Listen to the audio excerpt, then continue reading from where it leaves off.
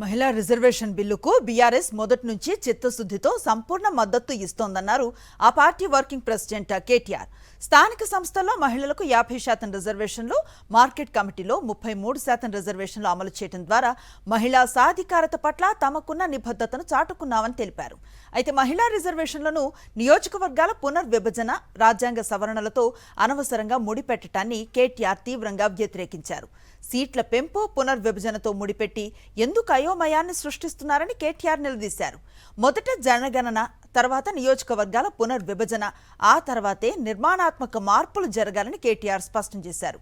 దక్షిణాదికి అన్యాయం చేసే ప్రయత్నం జరిగితే మాత్రం తీవ్రంగా ప్రతిఘటిస్తామని, అవసరమైతే ఆందోళన చేపడతామని హెచ్చరించారు.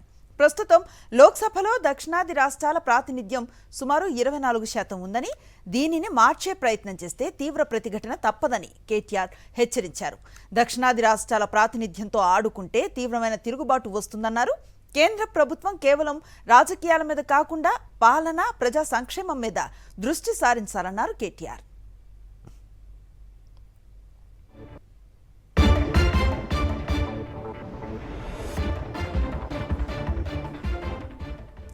తెలంగాణ ముఖ్యమంత్రి రేవంత్ రెడ్డి ఒక హైబ్రిడ్ ముఖ్యమంత్రిగా కేటీఆర్ అభివర్ణించారు.